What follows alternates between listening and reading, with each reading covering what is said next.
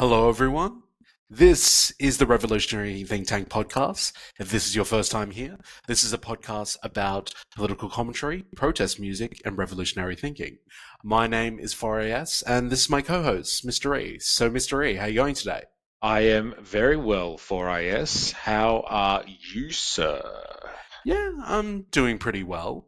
And we've got the topic of baseline communism for today. Mm, mm.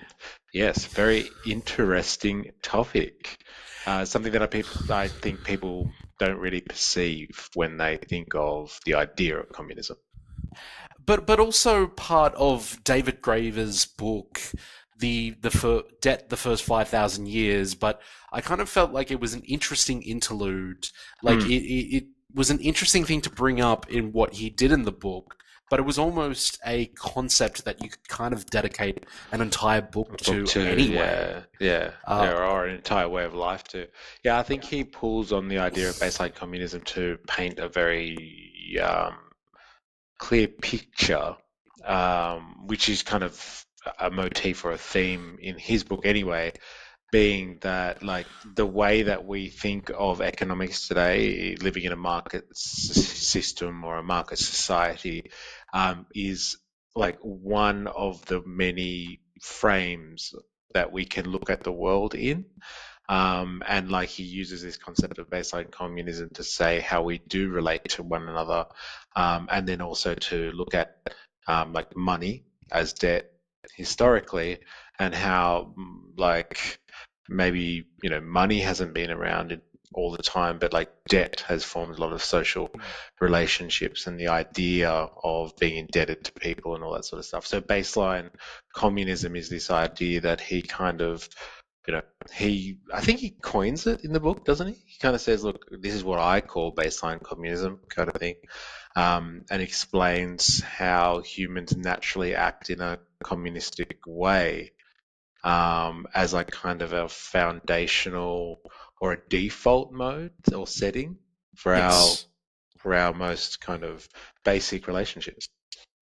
Yeah, and I guess what you're saying is quite true that we tend to think in the economic mode that everything is exchange value or use Yeah, yeah, value to yeah. us, but really there's in between spots that we Yes, take for granted, yes, other people take for granted, yes, and more yes. importantly, which I guess would be the thesis of Mm, today, would be mm, your employer takes advantage of. mm.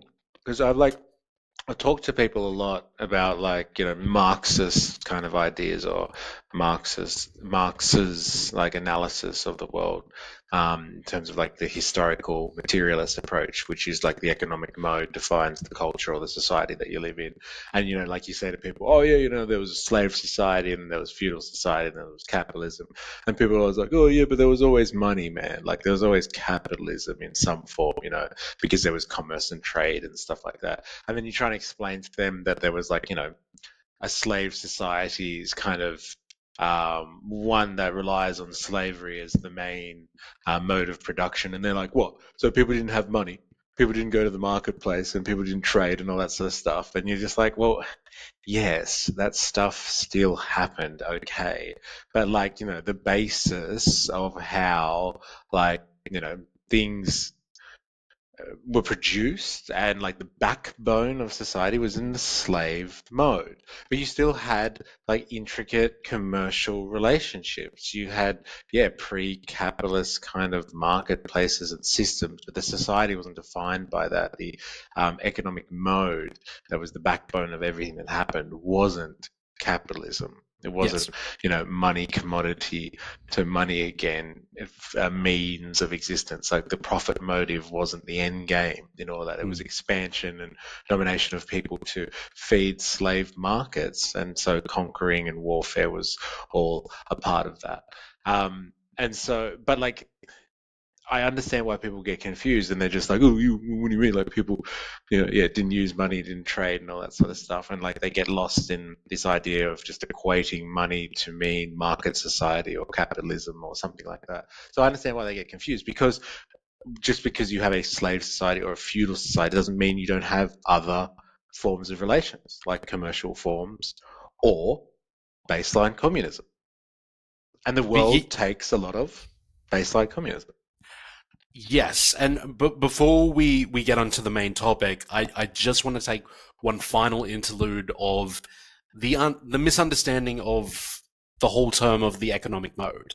Mm. Like, because really that's what you're describing, is that the person's like, well, money exists in that time, money exists in our time, isn't it exactly the same thing? Yeah, But yeah, like, it's the complete misunderstanding. Let's talk about in Marx's time. Like uh, like I'll bring up Mariana Mazzucato again with the with her theories, is that she very much goes into depth how in Marx's analysis compared to Ricardo, compared to like Adam Smith, as far as they were concerned in what was the birth of the Industrial Revolution and that sort of thing, like lawyers, usurers, and all of that, they actually weren't part of the main production. So for Adam Smith, the people that were part of the pin factories and that mm, sort of thing, like lawyers and all of that, they shifted around money, and also financial institutions shifted around money, but they were not part of the main economic mode. They weren't the industrial capitalists that were basically producing value within society. Now let's fast forward to um, post GFC, and it's in a completely different economic mode, because financial institutions, which way before that, say for example like the 1970s and that sort of thing, they still were part of that facilitator mode. Compared to 2008 and onwards, where the banks bailed them out. They were massive speculators, and these kind of economic bubbles, had which had banking and finance institutions as the pinnacle of how the economic mode happens. Completely different story. So it's almost as if an anachronistic thinking. It's like, oh, well, money is hugely important in our time.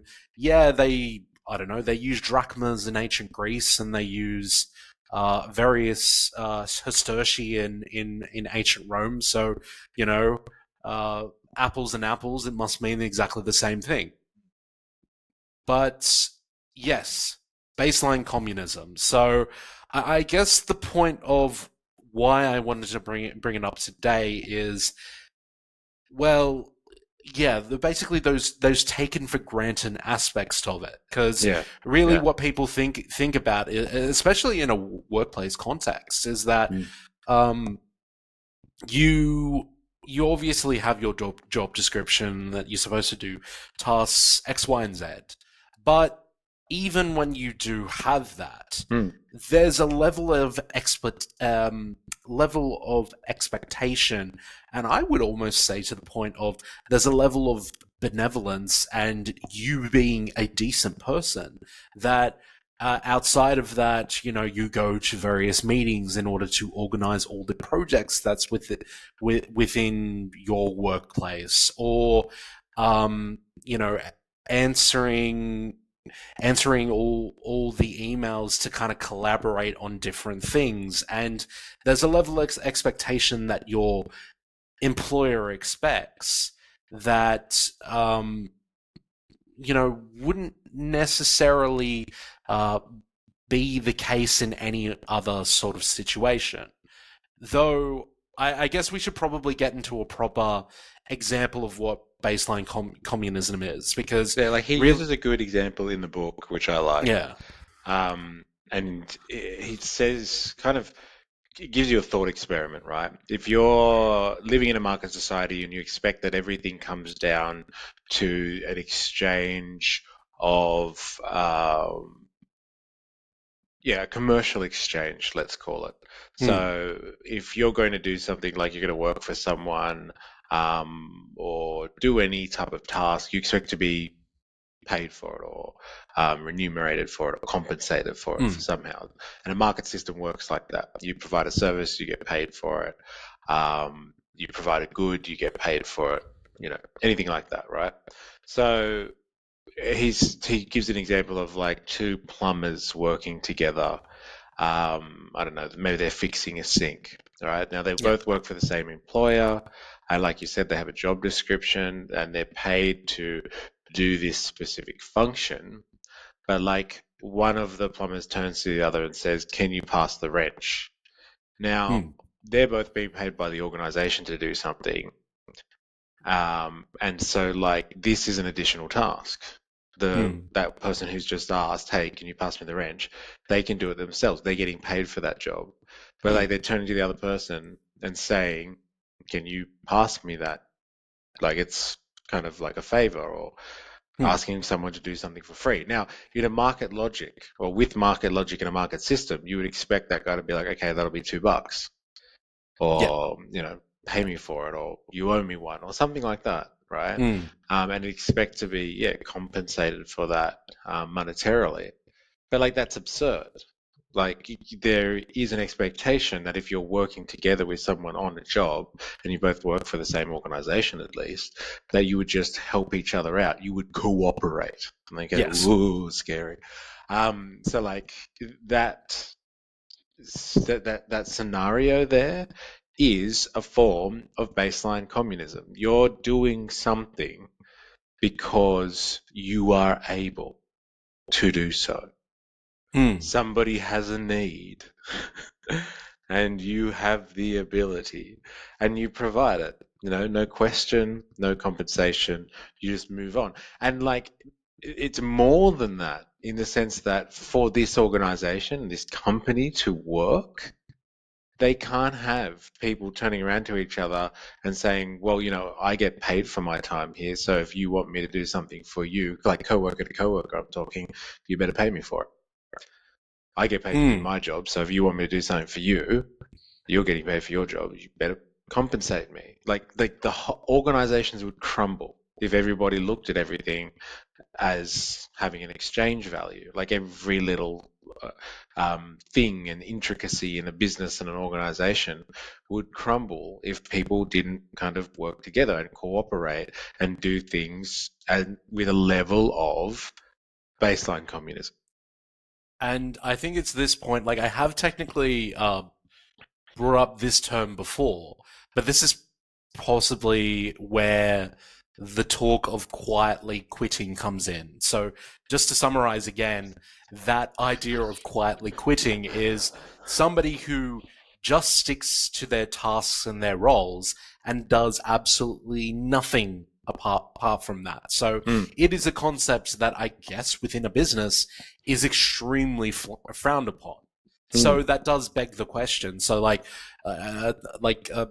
yeah, if you were to do all of your tasks and just that, it does beg the question that, well, businesses and at least society itself, it does rely on this idea of baseline communism that it just simply expects you to be a decent person, not only in your private life but also in your work life. yeah, it means that not all social relations, sorry, can be boiled down to having an exchange value.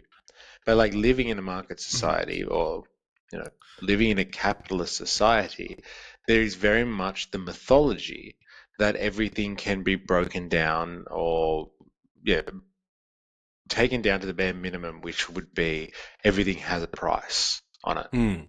And that is just not true for all things. Yes, Yes. there is a price on most things, or a lot of stuff can be turned into a marketplace. But at the end of the day, in order for humans to exist in like a social setting, there needs to be a level of just give and take between people. And like that very basic give and take that is unaccounted for in a market society um, can be very much brought down to this idea of basic or baseline communism, doing things because you are able and because somebody else has a need. There's another example that I like to use. I believe he uses it too in the book. Mm. Graeber, which is the idea of, let's say you were a smoker, right? And you were standing at the station having a smoke, and another smoker came up to you and asked you for a light. Would you turn around and say, well, okay, but that'll be 20 cents because I need to be compensated for the gas that I'm giving you? Mm. Now, that is a marketable item. There is a price on it. It's not like, passing someone the wrench. Like you Yeah. could say, I paid $2 for that lighter. It's probably got about 100 lights in it, and you could boil that down to like how much each light costs, and then you could charge someone based on that. But like the point is that because the lighter, right, is such an abundant item and comes at such an affordable price to most people, that the thought of charging someone for the gas that involved in like, going for a couple of Mm. seconds is ridiculous. It's absurd. Mm. Yeah. And so because of the absurdity of it, you don't think twice about saying, hell yeah, I've got a lighter, here you go.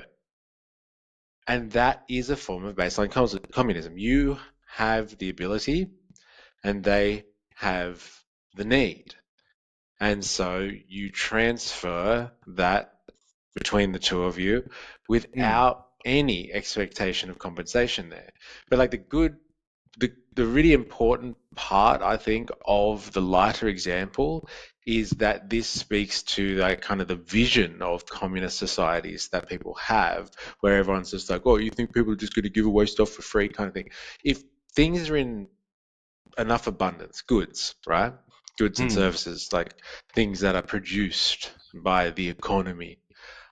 If things are in enough abundance, right, and we just have the means of production that work so well, and they produce so much stuff for everyone that like there's just not necessary. It's not necessary to have a price on anything anymore because you can whatever you need is just in abundance. The lighter is a good example because like it's cheap. You can get lighters everywhere, and like people don't think twice about letting someone borrow one. Like hell, if that guy walked off with your lighter, you probably wouldn't be too angry as long as you had another one on you if you wanted to have a cigarette. But like people do that all the time. Like smokers constantly steal lighters from each other because like they just don't even think about it. They, hey, can I borrow your lighter? And they just put it in their pocket. Like it's just such an abundant good that people don't care whether they pass it on to the next person and that lighter goes through like 20 hands before it comes back to Mm. someone like, hey, that was my lighter. Didn't I lend that to you like 2 weeks ago?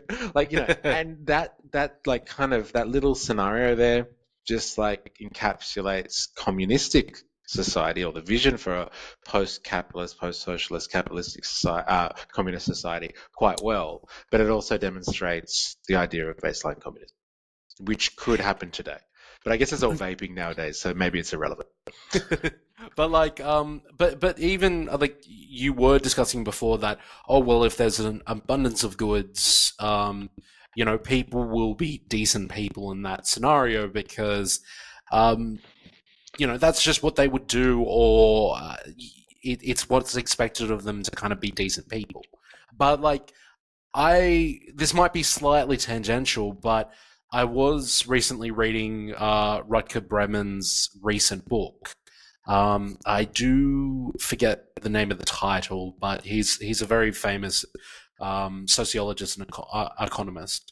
But he opened his book with the idea, the story behind the bombing of England in the Second World War, Mm. and like the he like basically the story is discussing how at the time the science and the psychology was, if you bomb the hell out of some place, like eventually the people will scatter, they'll fear, and they'll quickly surrender. But what they actually found is um, where like all of England, all of London was under this pressure, and also this very much this scary scenario. Instead of forcing people apart, it actually brought them all together. And what they actually found is that we because they were under such raids and they had to share what they had around, I would say, yeah, okay, there whilst there is an abundance of things or products or goods, people are willing to share them, but also when there isn't one, people are also willing to share them as well. Like, for example, I would say in that scenario that um, because there wasn't that much um, people saw the hardship and they were willing to share what they have, what little they had, in order to overcome that scenario. So even in a scenario of great need, when there isn't much around, people's baseline communism hits it. So yeah, but it's not only in good times but also in bad times that people Yeah. they are generous. Yes. Yes. Yanis Varoufakis gives this really interesting example of this. I think there was a POW camp in somewhere, no, not PO, yeah, no, POW camp in Germany. And once a month, the Red Cross would come and deliver packages to the prisoners. Now, all prisoners were given the same packages, right? It doesn't matter about their rank or social class or what have you. Anyway, long and the short of it is that, like, it was quite international, this POW camp. There were British soldiers, French soldiers, you name it.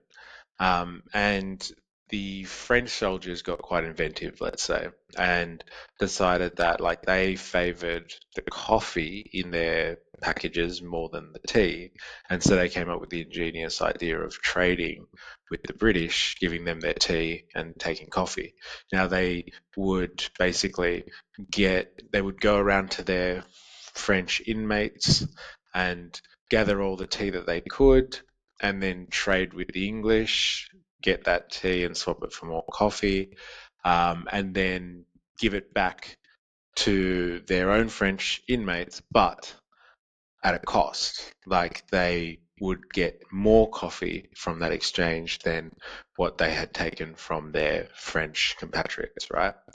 Now, that is kind of like a capitalist kind of way of doing things. You take a little bit of something and you turn it over here and you turn it into more money, right? So, like, they set up this system and then that went like wildfire through the POW camp. Everyone started trading stuff, chocolate, coffee, whatever it is.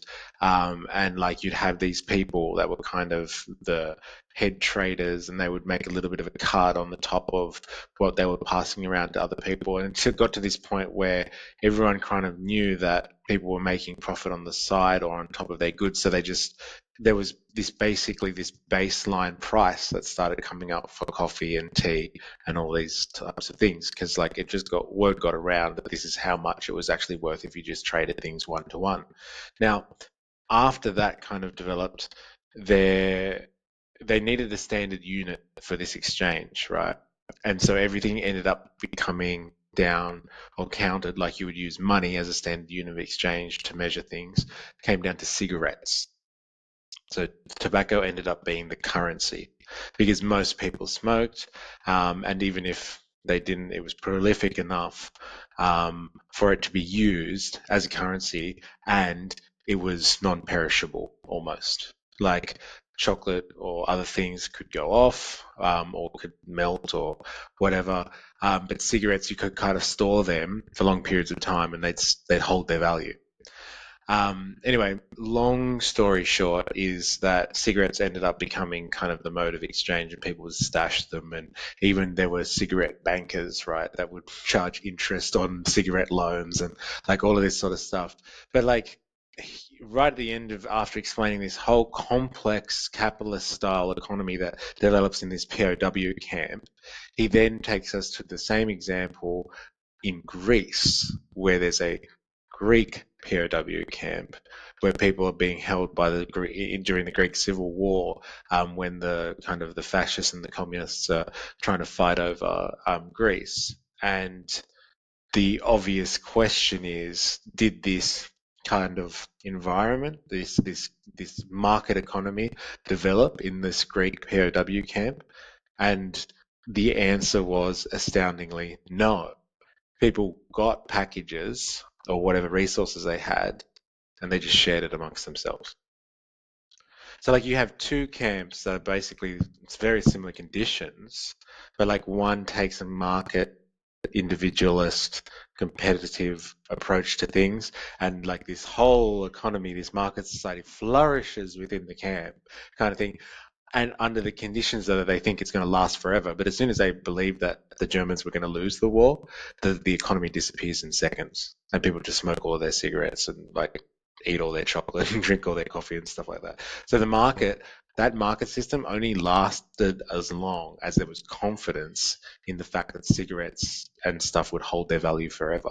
When people realized that they were going to get out, then the market society disappeared because there was no confidence left in the currency and the measures of exchange. But in the POW camp in Greece, like a decade or so later, during the Greek Civil War, people were just they got their packages and they shared them out and helped each other. Now I'm assuming that like once they knew they were getting out of there, they didn't stop sharing with each other and all that sort of stuff. There was just a different approach to how they settled things within these two POW camps, which I think is the point that you were kind of trying to make before. That like it just depends kind of how people set things up, what they focus on. Yes. And like in hard times, you can do both. You can become a ruthless capitalist about things and get all competitive and individualistic, or you can just decide, no, it doesn't matter how hard things are going to get. We're going to share things out amongst all of us. So and like provide for each other on a needs and ability basis. And these are two scenarios that could have ultimately gone the same way both times. The situation and the conditions were right, but like they didn't. People chose to deal with them differently. And like it really sounds like it comes down to a choice at the end of the day. And the things that were holding the market society or the market in the POW camp together were only held together when they thought or believed that this system would have to act like this forever. As soon as there was a loss in confidence, the market crashed. Yeah. Very fragile system, if you ask me. Mm. Something that I think baseline communism, or yeah, baseline communism is not as fragile as that system because there is a sense of um, I guess morality or responsibility and accountability in it. Because like if you can do Mm. something, you will do it. If there's an abundance of something, you will provide it. Like no questions asked, no compensation. Because once you start like tallying stuff, which is what debt the first 1,000 years is all about, once you start really thinking about what somebody owes you in return for this and all that sort of stuff, that's where things get complicated. And like the more complex the system, the more faith you have to have in it for it to work. Yes, but with baseline communism, I would take it a step further in the sense of, we've talked about previously that I guess if you wanted to create a new, like, leftist theory or at least a new leftist vision, I Mm. kind of think that baseline communism, it should be part of the foundation. And, like, this is kind of the reason why I wanted to bring up this topic is that um, bec- like recently on my feed, I used to watch it a lot when I was a lot younger, but I think there's been like a lot of controversy with like wrestling and WWE. So that's kind of just suddenly popped onto my feed because everyone's been talking about it. And then I kind of just stumbled on a interview that one of the wrestlers was having with like some of the media basically, Hmm. and this person was describing how like like about her schedule, like how busy it is, but then she because like I guess we're talking about very public figures. She was talking about how because she's on TV every single week, people are always wondering about her personal relationships and her shipping her with this person and this person and this person, and then I was just listening to what she had to say and like her reactions of like, oh well, this is the internet age, people are always going to be speculating about everything. It is what it is, and then this was kind of the reason why I wanted, I thought baseline communism should be part of like a foundational leftist thinking, because what she was describing was definitely not something that was part of her job description. It's just, I guess, the fact that she's an online personality, like people wanting to pry into her private life, or uh, like people wanting to pry into her private life. That was part of the baseline communism, like her being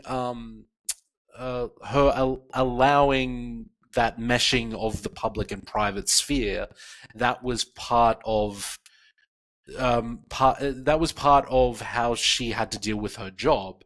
And this is where people are mistaking what is a systemic, at least talking point, or something that the employer expects of you, but it's not necessarily part of your job description. It's like a side effect of your job.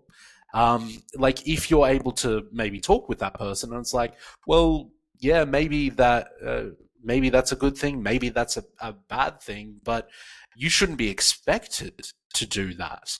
And I think the reason why I wanted to bring that up is that every single working person that's out there, what is part of the baseline communism and what is part of like basically exploiting your human decency is different from every person, but ultimately there are intersectionalities and there are similarities. Like, sure, being a public figure and people speculating about your private life is probably not the same as an office worker who's in finance collaborating with IT about a certain project. Like, obviously, those are apples and oranges, but what is the similarity is that the employer probably expects more from them than they should. Yeah, and it does happen a lot. We've talked about this before. I think we talked about it on our podcast about altruism, actually, Mm, and the significant amount of altruism that like it takes for the economy to go around. Like there's so much uncompensated labor that goes into making society work. The question has to be asked then, is the economy really running in like a market mode or with a market logic? Because if you have all these mm, people doing extra work that goes uncompensated for, but it supports the industry or the organization or the company or something like that, and it helps it run and make profit, and like, how much labor is literally exploited labor out there? Like, how much stuff do you do? Like, I'll use an example for office workers. Let's say, the push by management is to create a better culture in the office. And so you have to rock up to, I don't know, Friday afternoon drinks now, and like, make small talk with your colleagues, and build rapport. Sorry, that was very pessimistic. As they build rapport with people by going out to drinks or to dinner or something like that. Like that's on your time. Like, do you have to do that? But you're kind of expected to, right? And so that's a level of baseline communism going in there. Like you're able to do so, and you do so kind of freely, but you're not being paid to go to this work function. But you're expected to do that because it's going to improve the work culture, and better work culture will improve productivity, and productivity will lead to higher profits. Like that old chestnut. So, like, you know, there is a massive expectation for the working people of the world to contribute more than just what they get compensated for at an hourly rate or in a salary or something like that, to make the whole economy function, the whole market system turn. over. But like as we've said in that altruism podcast as well, there is no recognition of that. Like the market logic in the market system has no inbuilt kind of understanding that it takes a lot of different types of relations, not just things that come down to exchange values or can be boiled down to exchange values to make everything work, to make society function. There's no recognition of that. So like if we could do anything um, to kind of, I don't know, bring to light the idea that yes, there are other types of social relations that go into how everything operates in society, and just kind of shed, yeah, some light on that so people understand that not everything has a price on it in the sense that you can actually pay for everything because you do a lot of stuff for free because you're obliged, for good or for bad. Like obligation, I use that in a neutral sense.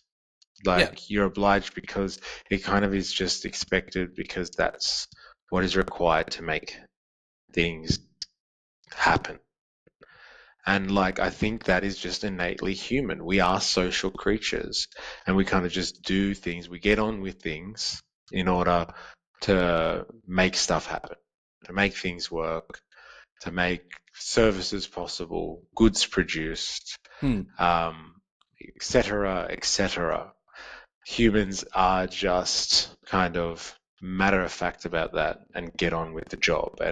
But like a big percentage of the job is not compensated for, like there is this absolute fantasy that it is in a market system.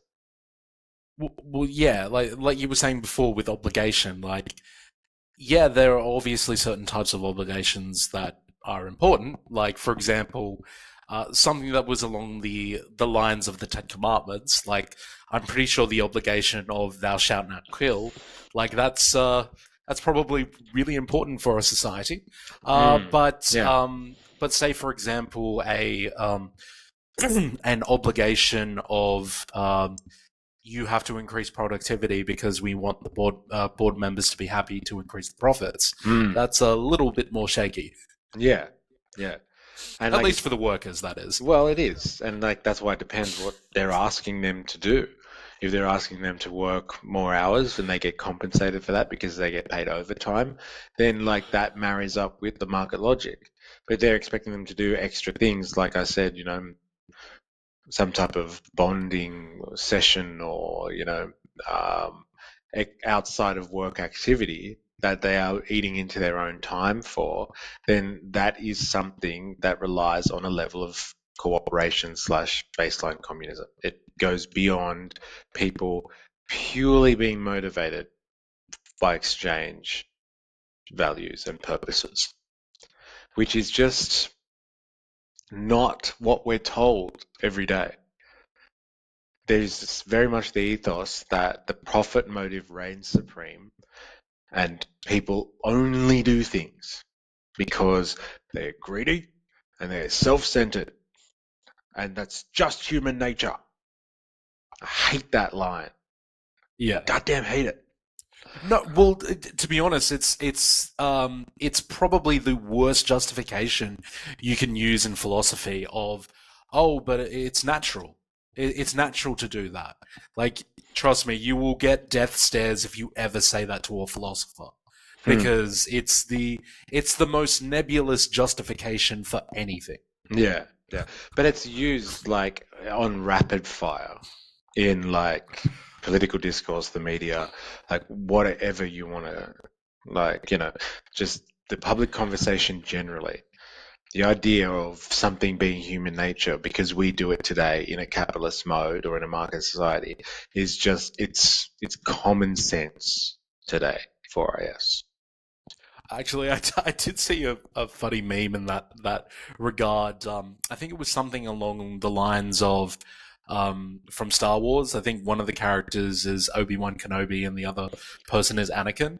And one of them, I think it's Obi-Wan, says is talking about production. And it's like, oh yeah, but it's natural. And then Anakin turns to him and is like, yeah, well, if you saw an elephant riding a unicycle and juggling things in the air, would you consider that natural? Like, I guess what the whole point of Mm, that meme was supposed to do is like, sure, sure, the elephant is a natural thing, mm, mm. but them doing that sort of circus tricks, it's a bit nebulous to say that that like those things combined are They're natural. natural. Yeah, yeah, yeah. Just because you've witnessed them doesn't mean that they're in their natural state, or this is the way that things should be. 100%, 100%. And like the fact that the profit motive, or like the idea that people think that there's a price on everything and they're driven by that, leads to a level of competition and therefore stress, because people are trying to keep up with the pace of how the market society focus and life is driven. That effect, that stress, um, what it leads to ultimately is this idea that people are self-centered, because when you're in stress mode, and you're basically thinking about like how much time it takes to do something and your survival. When you're in the stress mode way of thinking, then you do end up producing a lot of self-centered, um, not just ideology but thinking, and like the way that you Hmm. react to things is very self-centered. And so the market system does drive people to think that like naturally people must be self-centered, because really a lot of the time people have their own self-interest at heart. A lot of the time they're thinking about how they can just get a step ahead for them, and they can't really spare a thought for other people. And like that, I can see how easily people would think that that would just make sense, that like people are naturally greedy and self-centered and all that sort of stuff, because that's what is produced in a society that focuses on the profit motive as the be all and end all. But like underneath all of that, they are blind to the fact that they still do a lot of things that have no exchange value. They just do it because, yeah, like they're obliged to do it, or it's just needed to make the whole world go round.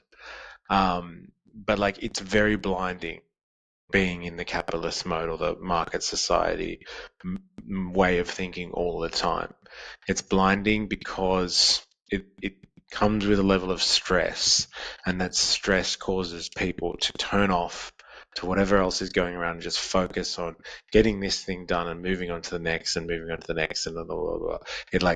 It's very myopic, and like it causes people to have tunnel vision, and they don't see what's happening in the larger society and what's happening with their general social relations and how they relate to people.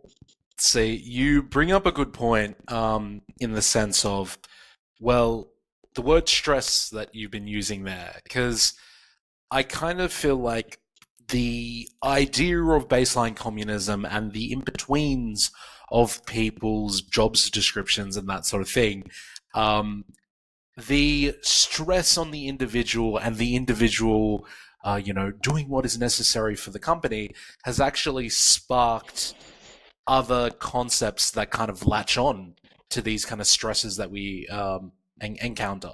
Like, I'm not criticizing the concept within itself, but let's take, for example, the idea of mindfulness.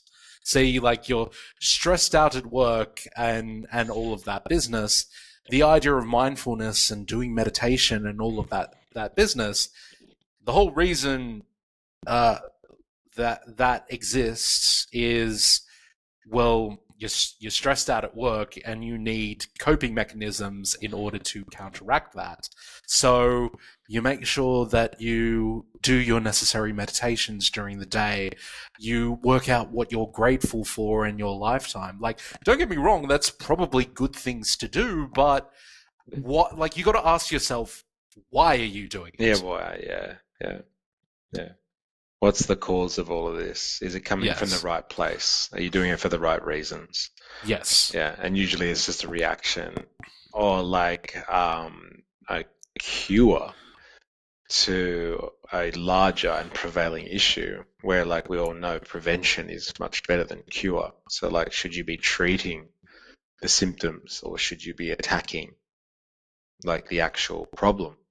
And that's the thing when it comes to like stress, because you're inwardly focused and you're self-centered to an extent, because yes, you're surviving, let's say, and you're in that fight or flight mode a lot of the time. Um, you have no room there for vision. If you're Mm, constantly thinking about how to focus on this task because it's just on your mind, and that's what you're in that mode of thinking, that psychological realm where you must complete task and move on to the next to be able to, yeah, to live, then you can't have a mindset that has a trajectory for progression, or yeah, coming up with, or planning for a larger vision of the future. It's all about now, now, now, now, now, now, now. Must fix problem, must fix problem, must survive, must get to the next day, kind of thing.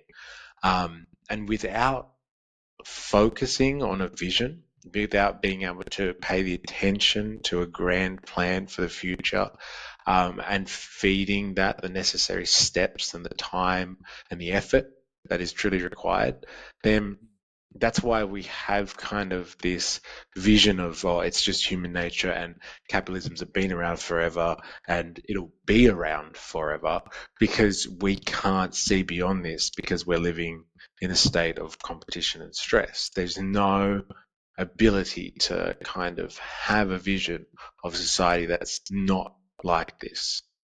That's not a market system where everything is based on an exchange value and everything has a price on it.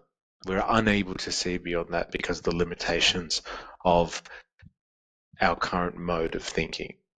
And like, if we could remove some of those stresses, if we could take away the human nature kind of being greedy kind of thing, then we would be able to produce societies based on other ideals, or at least work towards them. It's not going to happen overnight. It's not going to happen overnight by any stretch of the imagination. But we would be, what I'm trying to say is, we would be more revolutionary and willing to stake things in a revolutionary way if we weren't subject to the pressures of the profit motive. And we would be able to see more of our kind of baseline communist tendencies for what they are if we weren't so wrapped up in the capitalist mode of thinking. So it's unfortunate because it doubles down on itself, and the feedback loop is heavy. But like, that's why I said before, I think it's important to highlight these things like baseline communism and make people see that there are other ways that are underpinning society that we all do on a daily basis that can show us that there is a transformative element just lying under the surface, willing to be, or ready to be enacted at any point, or ready to be built upon at any point. It's an important lesson, I think. well, with that, I think that's a good point to end on. So, very last point as always, what's that synthwave art? Interesting one this time. It was a baseline communism taking on society, and yeah, a whole pile of guns and Well, like, there's a uh, lightsaber in there. There's a couple of planets in the background. There's like someone that looks like a stormtrooper with a hat, but like not really the same helmet. Maybe they're a pilot or something. Think with those goggles. But yeah, like, I don't know, man. I don't know what's going on there and what that's got to do with baseline communism. But wow. I think the AI is just doing its own thing now. Yeah, look, this one's really off. So, I'd like to see in the comments like what people think about this one, because I'm stumped. This one is just the AI is just, it's gone rogue. It's gone rogue. Okay, well, with that, everyone, if this is your first time here, please like, share, and subscribe. And remember to keep thinking and keep learning. And I'll pass it off to you, Mr. E, to sign us off. Thank you very much for IS, and to all of you out there, please remember, I am, you are, we are a mystery.